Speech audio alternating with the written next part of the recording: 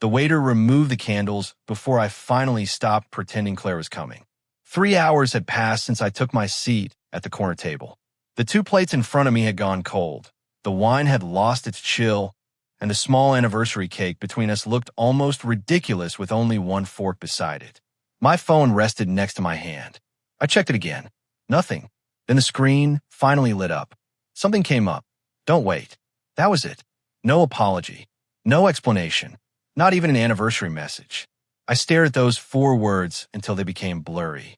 Our 7th wedding anniversary. I had booked the same restaurant where Claire and I celebrated our first anniversary because I thought she might remember. I had even ordered the dessert she loved. Apparently, I was the only one remembering. The waiter approached carefully. Would you like me to pack the second meal? I looked at the untouched plate across from me. No, take it away. He hesitated. And the cake. Pack that too. I pushed my chair back and stood. My fingers closed around the small gift box I had brought for Claire. Inside was a silver bracelet with a tiny charm shaped like a moon. She once told me the moon reminded her that some things stayed beautiful even when they were far away. I almost laughed at that memory. Some things did stay far away. Claire had become one of them. Outside, the night air felt colder than it should have. I sat behind the wheel for several minutes without starting the engine, staring at the passenger seat where I had imagined her sitting. I remembered the beginning. Claire used to wait for me at the door. She used to steal food from my plate and complain when I worked too late. She used to fall asleep against my shoulder while we watched movies, and sometimes she would reach for my hand in the middle of the night without even waking up. I had spent years trying to find that woman again. Maybe she had never disappeared. Maybe I had simply refused to accept that she was gone. When I reached our apartment, the living room was dark. I expected Claire to be asleep. Then I heard laughter. Her laughter. I stopped halfway down the hallway. The sound came from our bedroom. I walked closer and saw light spilling through the half-open door. Claire was sitting on the edge of our bed with her laptop balanced on her knees. Ethan's face filled the screen. Her longtime family friend. The same Ethan whose name had appeared more often in conversations over the last year than mine ever did. I stayed outside the room. Neither of them noticed me. You really should have seen his face. Claire laughed, covering her mouth for a moment. He actually believed I was going to stay home tonight. Ethan smiled. Did you at least tell him why you weren't there? Claire's smile faded slightly. I told him something came up. That man deserves more than that. My stomach dropped. Claire leaned back against the headboard. He'll survive. He always does. Something inside me cracked quietly. I had spent years believing my patience made me a good husband. Now I wondered if it had simply made me easy to ignore. Ethan leaned closer to his camera. You're still going through with it? Claire didn't answer immediately. Her fingers moved nervously across the edge of the laptop.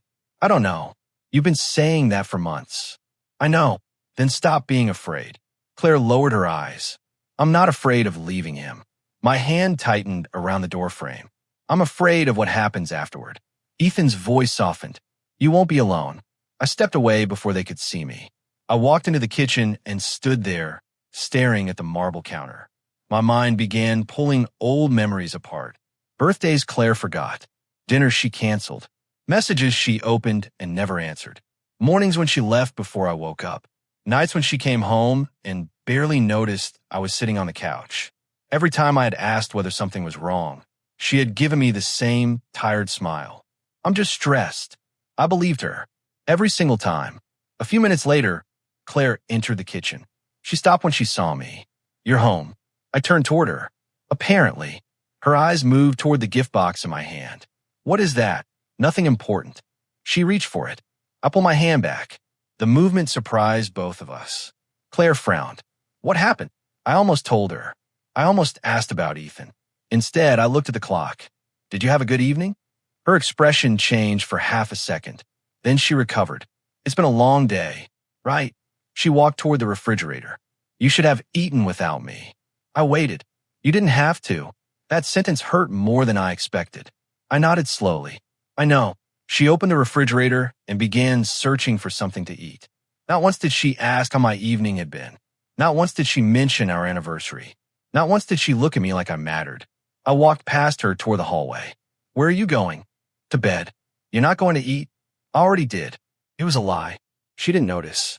Inside our bedroom, I opened my laptop and pulled up the shared financial folder. I wasn't looking for evidence. At least, that was what I told myself. I checked our accounts first, then insurance papers, then property documents. My eyes moved across the folders until I noticed one labeled personal, Claire. I hesitated. Opening it felt wrong, but after what I had heard, trusting her blindly felt worse. Inside were bank statements, legal documents, property records, and several files I had never seen before. Then I found a folder marked future plans. My breathing slowed. I opened it. The first document was a draft divorce agreement. I stared at the date. October 14th, 11 months ago, almost a year before tonight. My fingers stopped moving. Claire had not suddenly decided she wanted to leave me. She had been preparing to leave me while I was still trying to save us. I scrolled down. There was a section about our apartment, our savings, and my share of the business account. Then I saw the final condition. If the marriage ended under the terms Claire had prepared, I could lose nearly everything I had spent years building. I leaned back in a chair.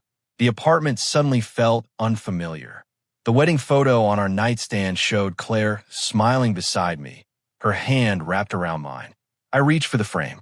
For years, I had looked at that picture and remembered love. Tonight, I finally saw the warning. She had stopped seeing me long before I stopped seeing her. And now I had proof. The divorce papers were still open on my laptop when Claire walked into the bedroom. She stopped near the doorway, holding a glass of water, and her eyes moved from the screen to my face. I waited for the panic I expected, but none came. Instead, she slowly placed the glass on the dresser. You found them. I closed the laptop. How long? Claire folded her arms.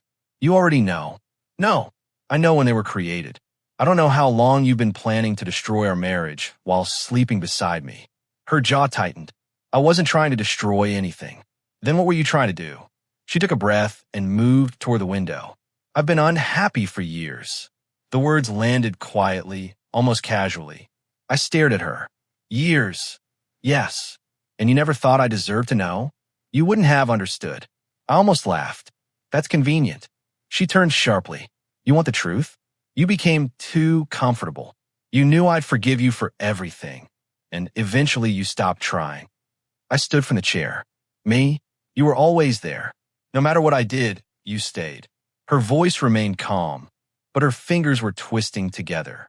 I thought that meant you didn't care anymore. I looked at the woman I had spent 7 years defending, forgiving, and choosing. So my mistake was loving you consistently. That isn't what I meant. It sounds exactly like what you meant. Claire moved closer. You don't understand what it's like being married to someone who has no ambition anymore. I felt something inside me go still. No ambition. You work, you come home, you pay the bills, and you expect that to be enough. I built half of what you have, and you stopped building yourself. Her words were sharp enough to leave a wound. Then came the name I already knew was waiting behind everything. Ethan understands me. I lowered my eyes for a moment. Of course he does. He understands what I want. He understands what you want because you've been telling him while you've been telling me nothing. Claire's expression changed. That isn't fair. Neither was waiting 3 hours alone on our anniversary. She looked toward the floor. I forgot. No, you chose not to come. That isn't the same thing. It is to the person sitting alone. She stepped toward the door. Maybe this is exactly why we need to end things. I reached for the divorce agreement. Then explained this. I turned the laptop toward her. Her eyes settled on the financial section. You wanted me to accept the blame. I needed to protect myself. You wanted me to sign away my claim to the business. That business is connected to my family. And our savings? You would still have enough. I stared at the document. Enough to start over after 7 years? Claire didn't answer. I waited. Nothing came. That silence told me more than any confession could have. I closed the laptop. I need to talk to Daniel. Her expression hardened. What? Because I finally understand that trusting you isn't protecting me.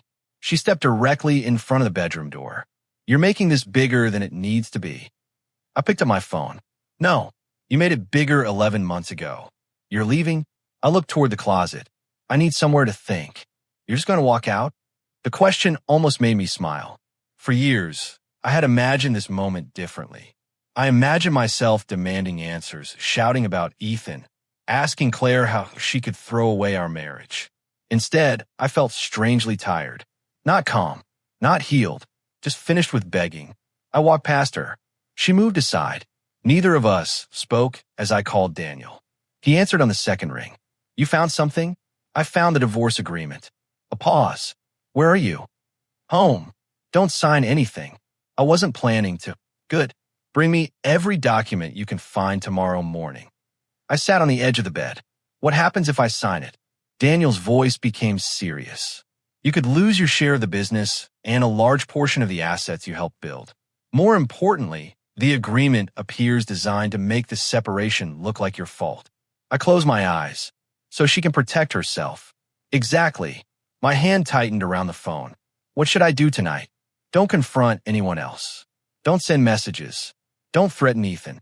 Pack what you need and stay somewhere safe. I glanced toward Claire. She was standing near the hallway, listening without pretending not to. I'll call you tomorrow. After I ended the call, Claire remained there. Daniel always hated me. I looked at her. He warned me not to sign away my life. He doesn't know our marriage. No. My voice dropped. But apparently he knows contracts better than I do. Claire's eyes became wet, but she did not cry. I never wanted to hurt you. I turned toward the closet. You've had almost a year to think about that. I pulled down a suitcase. Claire watched as I placed shirts, jeans, and a few personal things inside. You're really doing this? I need to leave. Where will you go? I don't know yet. You don't even have a plan. I folded another shirt. I spent years planning a future with you. That plan didn't survive. She came closer. Please don't make this ugly. I stopped packing. I'm not. That answer seemed to confuse her more than anger would have. She had expected a fight. Maybe she wanted one. A fight would have given her something to blame. Instead, I zipped the suitcase. Then I reached for my wedding ring. It had been on my finger for 7 years. I turned it slowly between my fingers, remembering the day Claire placed it there. She noticed. You don't have to take that off. I placed the ring beside the divorce papers. I think I do. Her lips parted. You're serious. I've never been more serious. I picked up the suitcase. Claire stepped into the doorway again. You just want to leave me here? I stopped beside her. You already left me a long time ago. She looked at me, waiting for anger, tears, anything that would prove she still had control over my emotions. Ikaw ba nothing. I walked through the door. The hallway lights followed me toward the elevator, while the apartment behind me held the ring, the papers, and 7 years of promises I could no longer carry. Outside, the night air hit my face. I had barely reached the sidewalk when my phone rang. Daniel. I answered immediately. You need to listen carefully. I stopped beside my car. What happened? Claire has already contacted several people. My stomach turned. What did she tell them? That you abandoned the marriage tonight. I gripped the phone harder. She told them I left her? Yes. And there's more. I waited. Daniel lowered his voice. Ethan has convinced her to make one final move before the divorce becomes public. I looked back at the apartment window. The lights were still on. What move? Daniel took a breath. They're planning to make sure you walk away with nothing. 6 months after I walked out of my marriage, I stopped checking whether Claire missed me. That was the first sign that I was changing.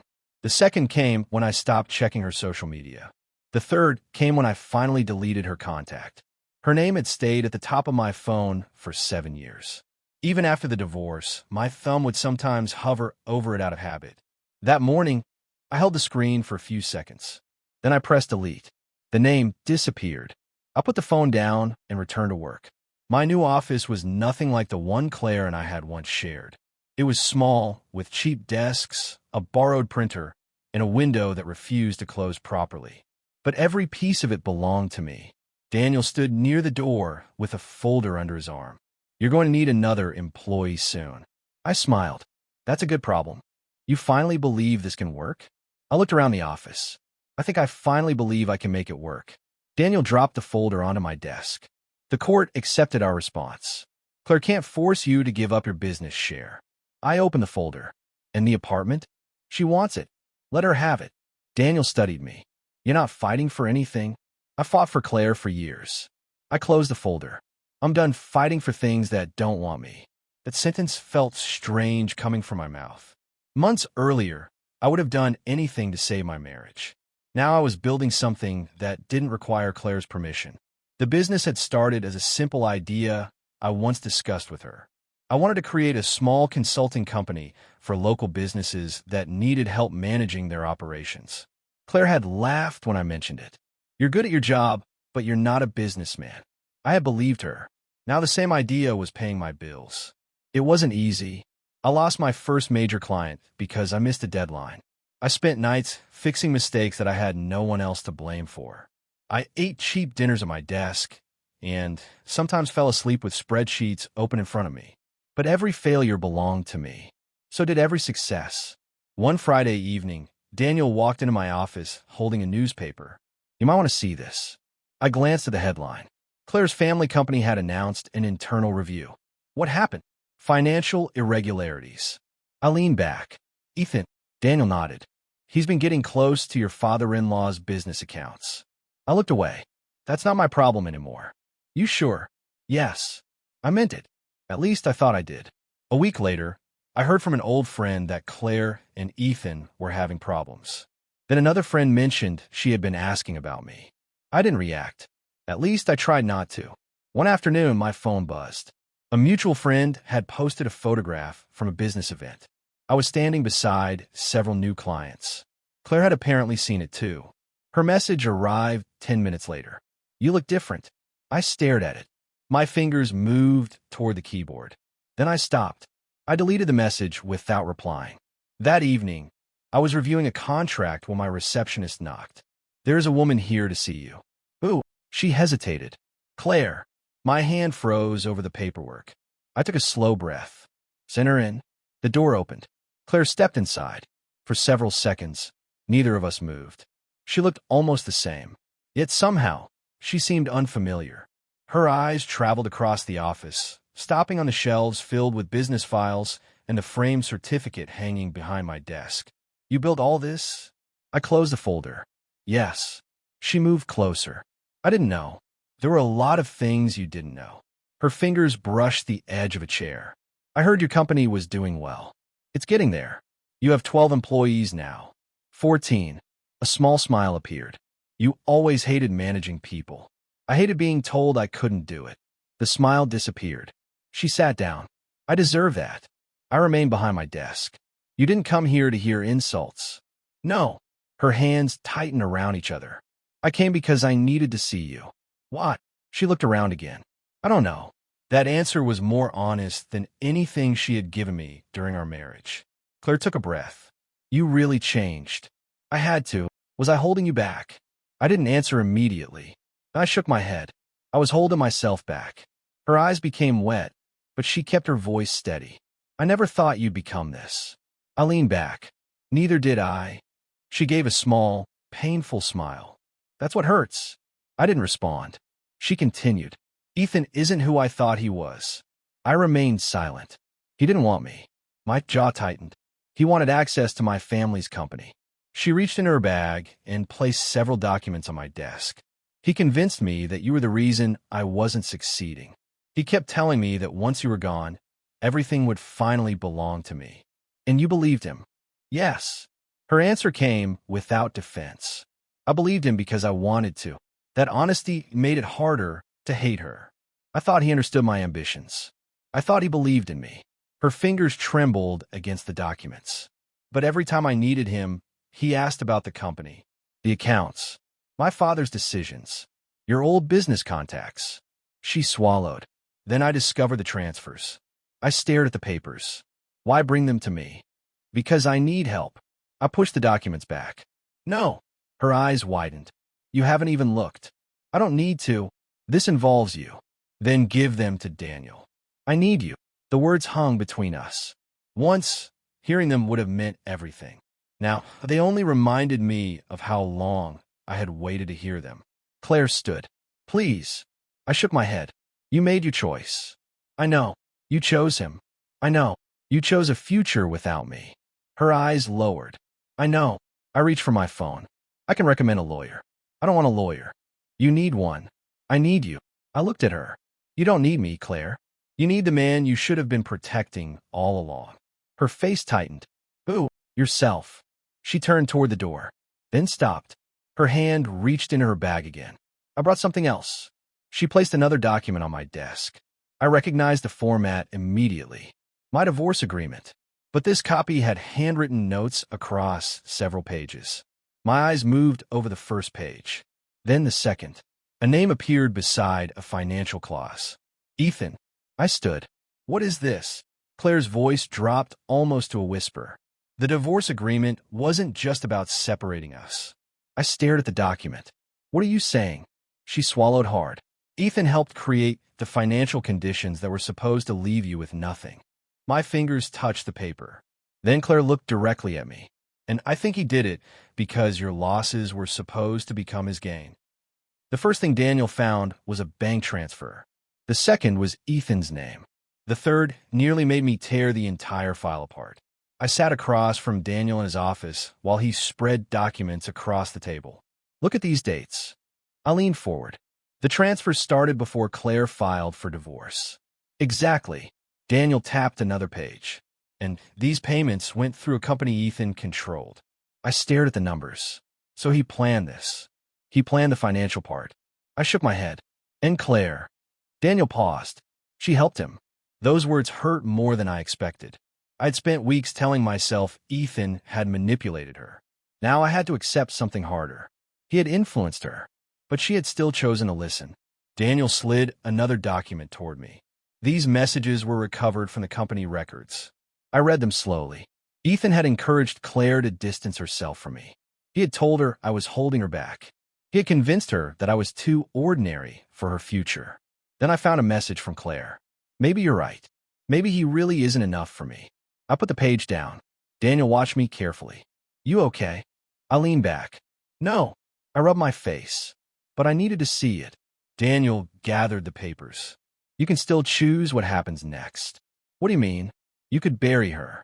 I looked at him. Legally, financially, professionally, publicly. He paused. You have enough evidence to destroy Ethan. Depending on what you release, Claire could get pulled down with him. I stared through the window. For months, I had imagined revenge. Now, I was sitting on my desk. I could finally make Claire feel what I'd felt. But I remembered the anniversary dinner, the cold food, the empty chair, the ring beside the divorce papers. I had already lost enough. I want the truth exposed. And Claire, she made her choice. Daniel nodded. So you don't want revenge? I want justice. 2 days later, I attended the emergency meeting at Claire's family company. The boardroom was packed. Claire sat near the center of the table, pale and tense. Ethan stood beside a stack of financial reports, still wearing the confidence that had once fooled me. When he saw me enter, his expression changed. You shouldn't be here. I took the empty chair across from him. I was invited. Claire's fingers tightened around her pen. Ethan glanced toward the board. This is a private company matter. Daniel placed a folder on the table. So are these. The room became still. Ethan opened the folder. His face changed. These records are incomplete. No, Daniel replied. They're very complete. I watched Ethan flip through the pages faster. Where did you get these? I leaned forward. You should ask yourself why you thought no one would notice. Ethan's confidence disappeared. Claire looked between us. What is happening? I turned toward her. You wanted the truth. I pushed the documents across the table. Read them. Her hand shook as she picked up the first page. The transfers, the shell company, the payments, the dates. Everything was there. Her eyes moved faster. Then she stopped. No. Ethan reached for the papers. Claire, don't listen to him. She pulled them away. You told me these were consulting payments. They were. Then why did they go into your private account? Ethan's mouth opened. Nothing came out. A board member stood. We need an explanation. Ethan stepped back. This is being misunderstood. Daniel placed another document on the table. Then explained this. The room changed. The records showed Ethan had planned to gain influence over Claire's family business after her divorce. He had even discussed my removal from the company as part of the plan. Claire read the final page. Her hand dropped. You used me. Ethan moved toward her. I was trying to help you. You told me my husband was ruining my future. You believed me. The words came out before he could stop them. Claire froze. I saw the realization hit her. Ethan had never needed to force her. He had only needed to tell her what she already wanted to believe. Security entered shortly after. The legal team took over. Ethan tried to argue, but the evidence was already too strong. I watched him leave the room without satisfaction. Claire remained behind. Her position was suspended. The future she had imagined was gone. But I didn't celebrate. I simply gathered my papers. Claire found me outside the building. Wait. I stopped. She held a small cardboard box against her chest. I need to give you something. I followed her into an empty conference room. She placed the box on the table. Inside were my old things. A watch, a book, a photograph, a handwritten note I had given her years ago. You kept these? I couldn't throw them away. She reached for the photograph. Then she placed it in my hand. Our wedding picture. I kept this in my office. I stared at it. You hid it. From everyone. Her voice cracked. Even from myself. I placed the photograph on the table. Claire sat down. I reread your messages. I didn't respond. After you stopped contacting me, I kept opening our old conversations. Her fingers moved across the table. I thought I was angry at you. She swallowed. I was angry because you stopped needing me. I finally looked at her. You wanted that. I know. She took a shaky breath. I thought Ethan understood me better. He understood what you wanted. And you understood me. The words stayed between us. I didn't correct her. She continued. I was so sure you would always come back. I picked up the photograph. That was your mistake. Her eyes filled. I know. She stood. Can we start again? I closed my fingers around the picture. Claire. Not tomorrow. Not immediately. Just give me a chance. I took a long breath. I forgive you. Her face lifted. Hope appeared there before I could stop it. Then I continued. But forgiveness isn't an invitation to return. Her expression collapsed. Why? Because I don't want the marriage we had. I can change. I know. You don't believe me. I believe you finally understand. She stepped closer. Then why isn't that enough? I looked at the wedding photograph. Because I changed too. Her lips trembled. I placed the photograph back inside the box. You don't get the old version of me again. She wiped her eyes. I finally understand what I lost. I reached for the door. And as I walked away, something inside me became clear. I didn't need Claire to understand what she had lost. I had already understood what I had gained. The divorce papers arrived on a Tuesday morning. I placed them on my desk and stared at my signature. 7 years of marriage had ended with one final line of ink. Daniel sat across from me. It's done. I ran my thumb along the edge of the papers. Then that's enough. You're not going to fight over the apartment? No. The business? No. Daniel leaned back. You really don't want anything from her? I thought about the apartment where I had spent years waiting for Claire to notice me. I already got what I needed. He raised an eyebrow. What? I looked at the signed papers. My life back. Daniel smiled faintly. Then go live it. I did. I moved into a small house across town. It wasn't large, but sunlight filled the kitchen every morning, and nobody there made me feel like an unwanted guest. I bought a new table, one chair for me. Eventually, I bought another. Not because I was waiting for someone, because I liked the idea of having space for another person someday. My business grew faster than I expected. I hired more employees, opened a second office, and finally accepted invitations from friends I had ignored during my marriage. One evening, Daniel raised a glass during a small celebration.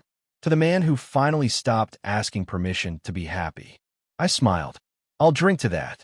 The laughter around me felt different from the laughter I once heard through Claire's bedroom door. It didn't carry guilt. It didn't make me wonder whether I belonged. It simply felt good. 3 weeks later, I received a letter. Claire's handwriting was on the envelope. I almost threw it away. Instead, I opened it. I spent years thinking your patience meant weakness. I stopped reading for a moment. Then I continued. I thought because you always forgave me, you would always stay. I confused love with something I could depend on without protecting. My fingers tightened around the paper. When you stopped calling, I kept checking my phone. When you stopped asking where I was, I realized how much of my life had depended on knowing you were waiting. I lowered the letter. The room was quiet. I continued. I don't expect you to come back. I don't even know if I deserve forgiveness. I only wanted you to know that I finally understand something. Your love was a choice. It was never an obligation. I folded the letter carefully. That was all I needed. Not another apology.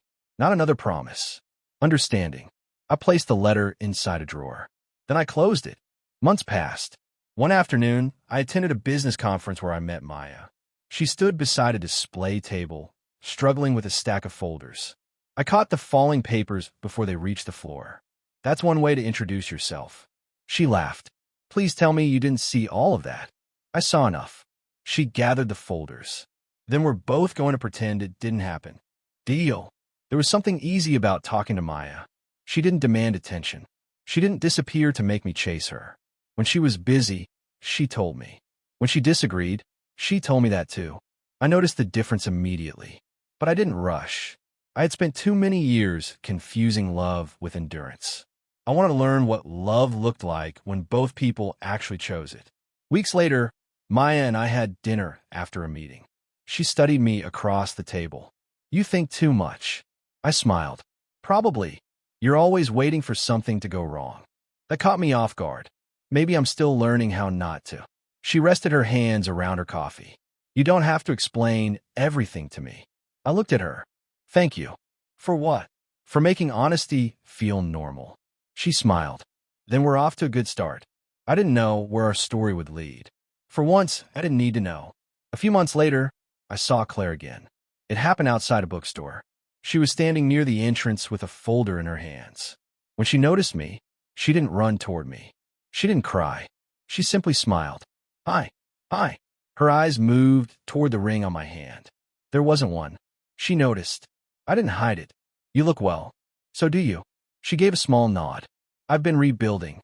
I heard. I ended things with Ethan completely. I hope you did it for yourself. She looked down. I did. That answer mattered. Not because I wanted her back. Because I finally believed she was learning to stand without leaning on someone else. She held the folder closer. I won't keep you. You don't have to. She took a breath. I wanted to say something. I waited. I hope you're happy. The words were simple.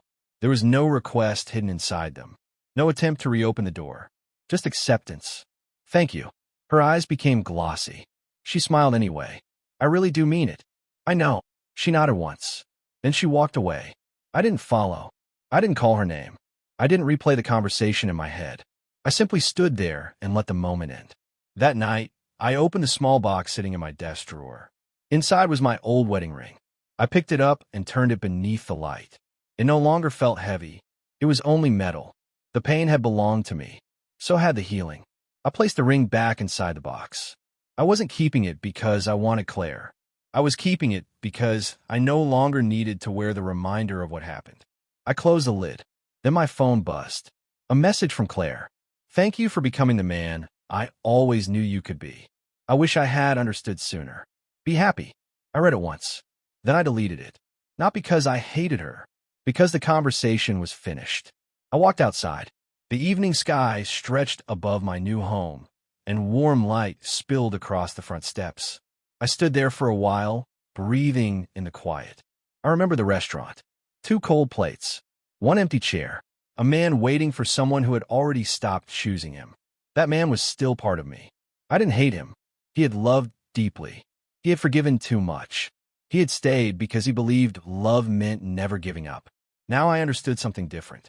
Love could be strong without becoming self-destruction. Forgiveness could exist without reconciliation. And walking away did not mean I had failed. It meant I had finally listened to myself. I was never difficult to love. I was simply loving someone who had stopped choosing me. This time, I chose myself. I stepped inside my home and closed the door behind me. Then I took a breath and smiled. Not because I stopped loving her, but because I finally learned to love myself more.